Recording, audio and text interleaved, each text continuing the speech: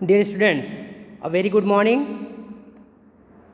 Last lecture में हमने basically stress और स्ट्रेन के बारे में डिटेल में स्टडी किया।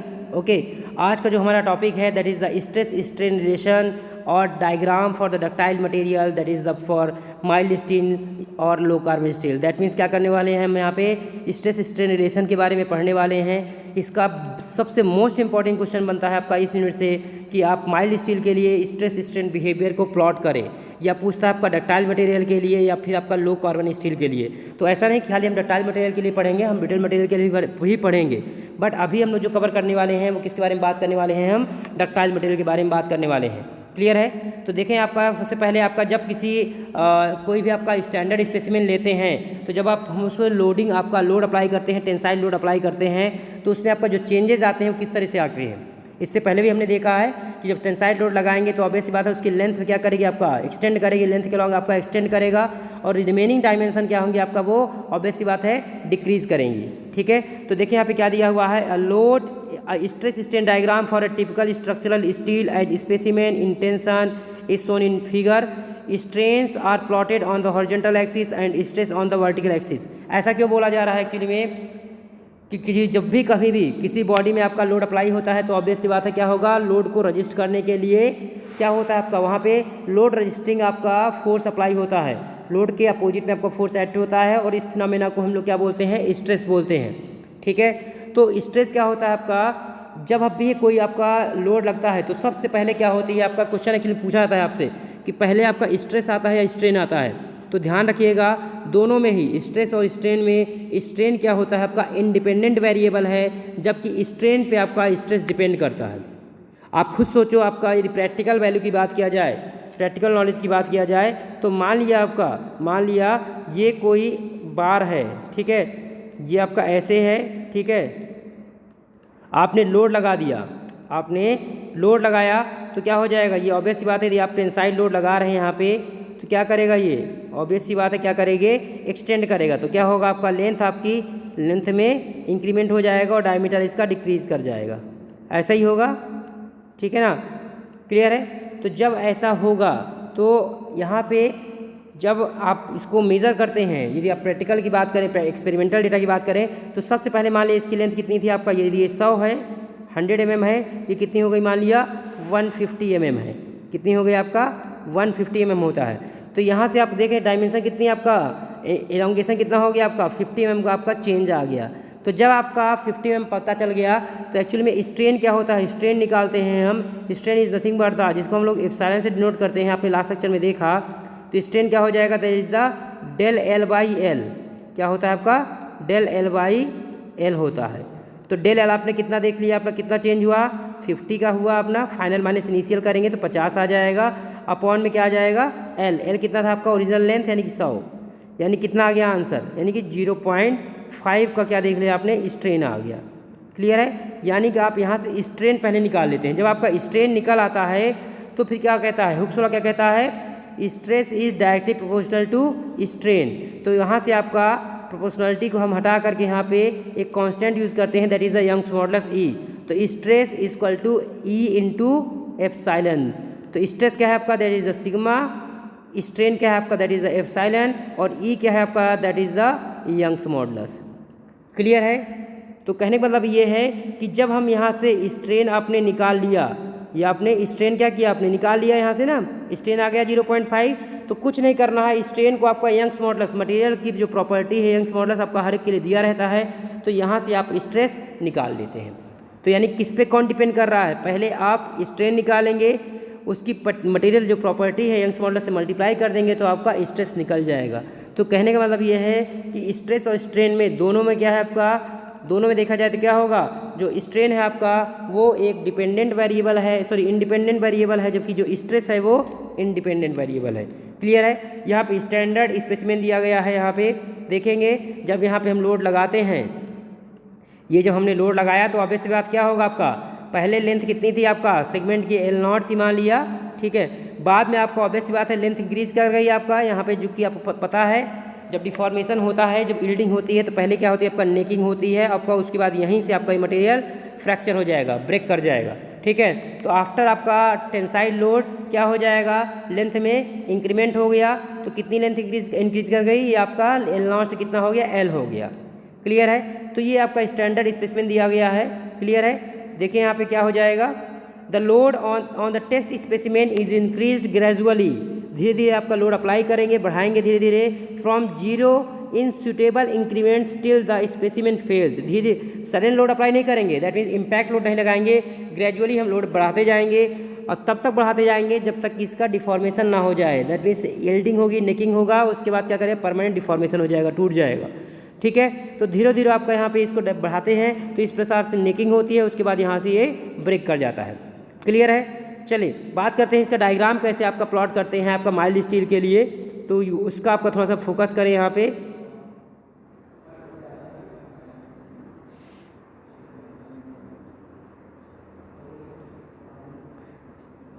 चलिए यहाँ पे देखें आपका, तो मैंने बताया आपको, ये हमेशा के लिए याद रखिएगा कि जब भी हम कोई ग्राफ प्लॉट करते हैं तो वहाँ पे आपका दो मान लिया क्वांटिटी है, एक आपका डिपेंडेंट वेरिएबल होता है, एक आपका इंडिपेंडेंट होता है।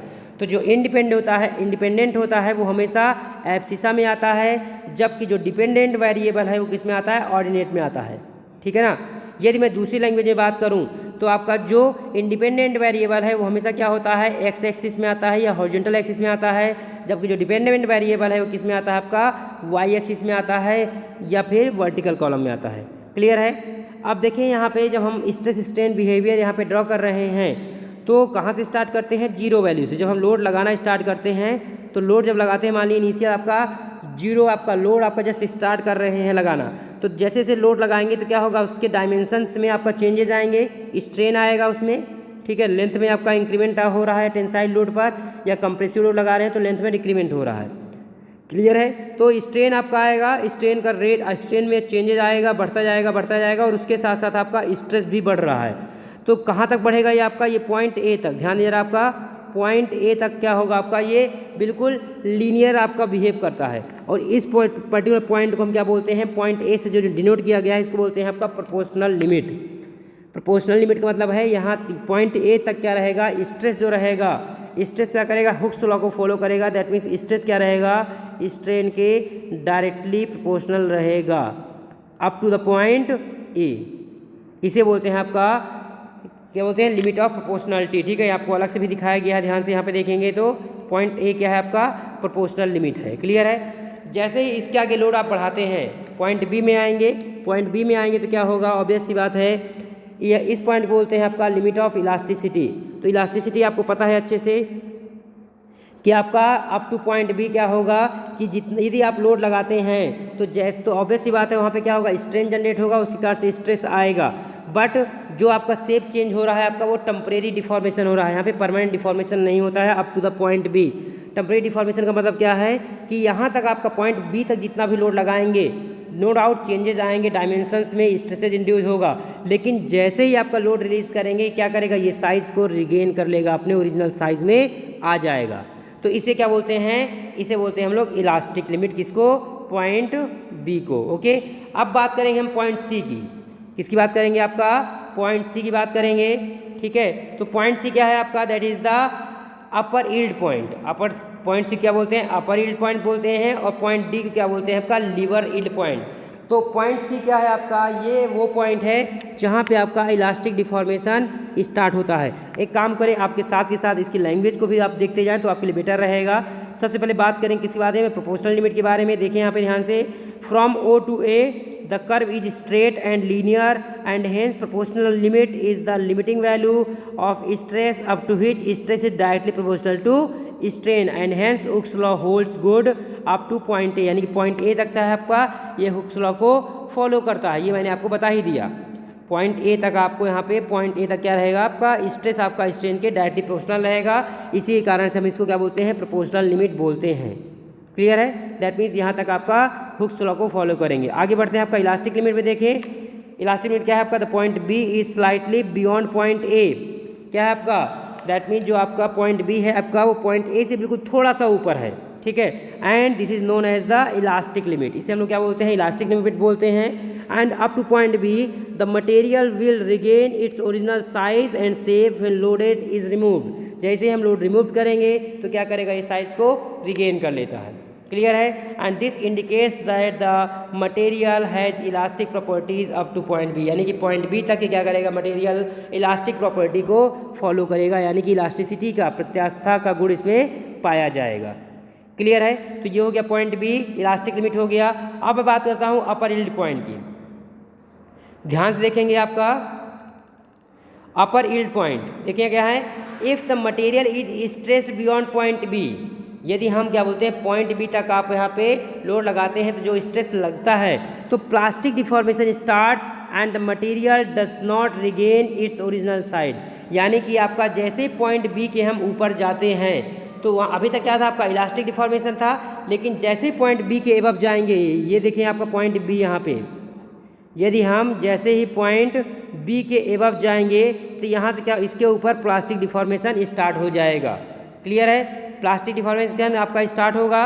ओके, तो जैसे ही आपका प्लास्टिक डिफॉर्मेशन स्टार्ट होगा and the material does not regain its original size and shape upon loaded and this phenomena is called the yielding, यानी कि पॉइंट बी के बाद क्या होगा आपका यहाँ पे टेम्परेरी डिफॉर्मेशन नहीं बल्कि परमानेंट डिफॉर्मेशन स्टार्ट होगा। इस पर्टिकुलर जोन को हम लोग क्या बोलते हैं, यील्डिंग बोलते हैं, कि यील्डिंग स्टार्ट हो गई, इसलिए बोलते हैं इसको अपर यील्ड पॉइंट।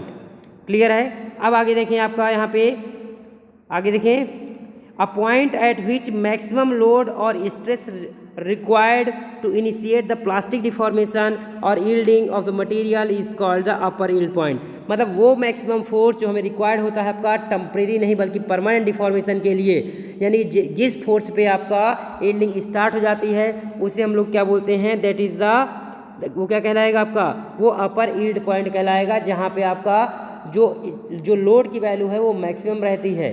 ठीक है, मैक्सिमम लोड रहेगा आपका जो यील्डिंग के लिए रिक्वायर्ड रहता है।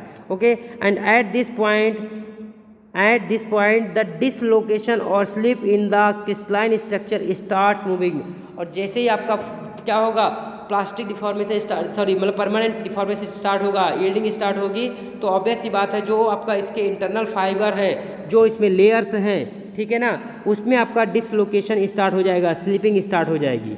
कहाँ पे, पॉइंट सी से। तो यहाँ तक आई थिंक क्लियर हो गया होगा। अब मैं बात करूँगा लोअर यील्ड पॉइंट की।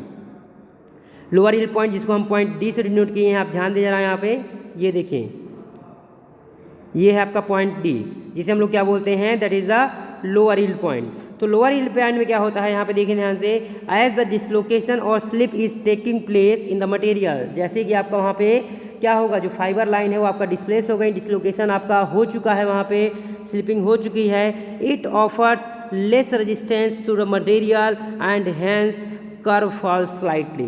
तो क्या करेगा, यहाँ पे क्या होगा, ऑब्वियस सी बात है, दैट मीन्स यहाँ पे क्या करेगा, ये लेस रेजिस्टेंस रहेगा मटेरियल को, मटेरियल की जो प्रतिरोधक क्षमता है वो कम हो चुकी होगी, दैट मीन्स ज़्यादा ये लोड रेजिस्टेंस नहीं कर पाएगा, और इस कारण से आपका जो कर्व है स्लाइटली फॉल, धीरे धीरे करके आपका ये नीचे डाउन होगा। ओके, और एक ऐसा पॉइंट आएगा, at a point at which minimum load और stress required to maintain the plastic deformation, जो ये यील्डिंग हो रही है, जो ये आपका प्लास्टिक डिफॉर्मेशन हो रहा है, वहाँ पे आपका एक ऐसा पॉइंट आएगा कि ये मिनिमम लोड ही सस्टेन कर पाएगा, उससे आपका दैट मीन्स थोड़ा सा भी लोड आपका एक्सीड करेगा तो आपका वो वहाँ पे फ्रैक्चर हो जाएगा।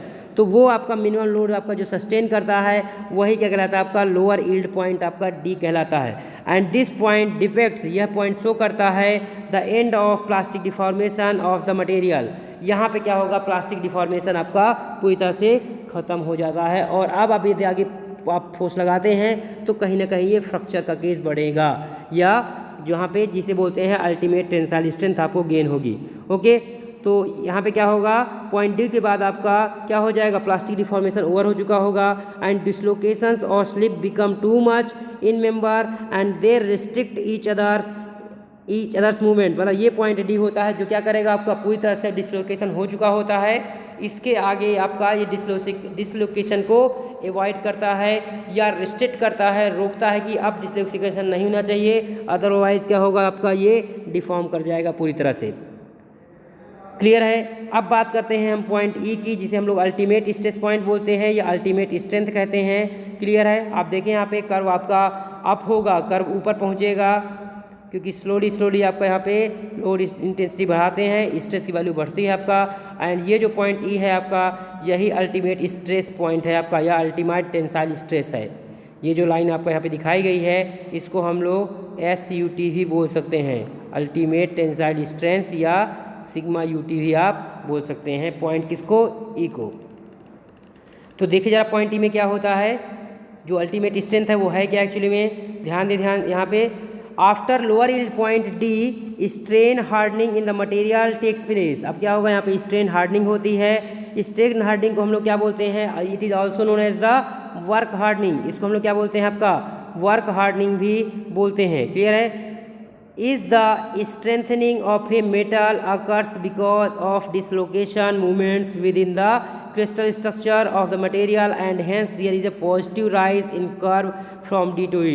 That means यहाँ पे क्या होता है, थोड़ा सा आपका इस रीजन में आपका जब स्ट्रेन हार्डनिंग होती है, वर्क हार्डनिंग होती है, तो मटेरियल की स्ट्रेंथ थोड़ा सा बढ़ती है, यानी कि लोड बेयरिंग कैपेसिटी आपका बढ़ गई, यानी कि आप लोड अब धीरे धीरे आपका ग्रेजुअली आप फिर से इंक्रीज कर सकते हैं। जब लोड इंटेंसिटी बढ़ेगी तो आप ऐसी बात है कि आपका स्ट्रेस और स्ट्रेन भी बढ़ेगा। ठीक है, तो in this region as stress increases strain also increases. Clear है? आई थिंक क्लियर हो गया होगा यहाँ तक। यहाँ पे क्या होगा, अल्टीमेट स्ट्रेस पॉइंट में आपका यहाँ पे स्ट्रेन हार्डनिंग होगी या वर्क हार्डनिंग होगी, जहाँ पे क्या होगा, आपका मटेरियल की स्ट्रेंथ थोड़ा सा बढ़ेगी और लोड को सस्टेन करने की कैपेसिटी भी थोड़ा सा बढ़ेगी। At point E the specimen takes maximum load, और एक पॉइंट आपका जब ई पहुंचागा, यहाँ पे आपका मैक्सिमम लोड बियर करता है, इसीलिए बोलते हैं इसको अल्टीमेट स्ट्रेस पॉइंट बोलते हैं। इसके बाद यदि आप लोड लगाते हैं तो मटेरियल क्या कर जाएगा, आपका डिफॉर्म कर जाएगा। क्लियर है? Okay, so that is the called the ultimate stress point. अब बात करेंगे हम यहाँ पे ब्रेकिंग पॉइंट की, यानी कि जैसे ही आपका पॉइंट ई के बाद यदि आप लोड लगाते हैं तो तुरंत आपको क्या होगा, आपका थोड़ी ही दूर पे क्या मिल जाएगा, आपको फ्रैक्चर पॉइंट मिलेगा, जिसे हम लोग यहाँ पे F से डिनोट कर रहे हैं। देखिए यहाँ पे ये जो पॉइंट आपका F है, इसी को बोलते हैं आपका, क्या बोलते हैं इसको, फ्रैक्चर पॉइंट बोलते हैं। क्लियर है? आगे देखिए यहाँ पे फ्रैक्चर पॉइंट क्या होता है आपका, दैट मीन्स जैसे ही ई पॉइंट के एबव आप लोड आपका यहाँ पे अप्लाई करेंगे तो तुरंत आपको यहाँ पे ब्रेकिंग पॉइंट या फ्रैक्चर पॉइंट मिलेगा। देखिए यहाँ पे beyond the ultimate strength point is reached necking takes place. जैसे ही आपका ई के एबव जाएंगे तो तुरंत आपको यहाँ पे नेकिंग मिलेगी। नेकिंग याद है ना? याद करो, आपका जो स्टैंडर्ड स्पेसिमेन आपने लिया था, यहाँ पे जो स्टैंडर्ड स्पेसिमेन आपने लिया था, ये आपका पॉइंट ई के बाद अल्टीमेट स्ट्रेस के बाद भी आपको यहाँ पे इनिशियल क्या होती है, आपका यील्डिंग होती है, आपका टेम्परेरी डिफॉर्मेशन होता है, उसका प्लास्टिक डिफॉर्मेशन होता है, इसके एबव भी जाते हैं आपका तो क्या होगी, फिर आपका यील्डिंग आएगी। क्लियर है? यील्डिंग आएगी, उसके बाद क्या होगा, यहाँ पे देखिए आपका नेकिंग होगी। उसके बावजूद भी यदि लोड लगाना बंद नहीं करते हैं तो नो डाउट स्ट्रेस इंटेंसिटी बढ़ेगी और एक ऐसा रूप ले लेगा जहाँ पे पूरी तरह से डिफॉर्मेशन हो चुका होगा, यानी कि फ्रैक्चर पॉइंट आपको मिल जाएगा। क्लियर है? तो ये आपका जो पॉइंट F है वो आपका फ्रैक्चर को डिनोट करता है। दैट मीन्स क्या है, beyond the ultimate strength point is reached, necking takes place and the cross sectional area considerably decreases. धीरे धीरे क्या होगा, क्रॉस सेक्शनल एरिया आपका डिक्रीज करता जाएगा और एक टाइम ऐसा आएगा ये लोड को सस्टेन नहीं कर पाएगा। That means load carrying capacity of the specimen reduces and hence in the portion E to F the strain increases with decrease in stress at point F the specimen breaks. The stress at this point is called the breaking stress or fracture stress. That means point F में जहाँ पे material टूट जाता है उसे हम लोग क्या बोलते हैं, फ्रैक्चर पॉइंट बोलते हैं। तो ये आपका पूरा क्या है, इसे हम लोग क्या बोलते हैं, that is nothing but the पूरा का पूरा क्या है आपका, ये इसे हम क्या बोलते हैं, that is the mild steel curve या stress strain behaviour for the ductile material और लो कार्बन स्टील। क्लियर है? तो आई थिंक ये क्लियर हो गया होगा। आगे इसी लेक्चर का आपका जो नेक्स्ट पार्ट है that is the stress strain behaviour for the brittle material, हम नेक्स्ट लेक्चर में डिस्कस करेंगे। आज के लिए इतना ही। So thank you so much.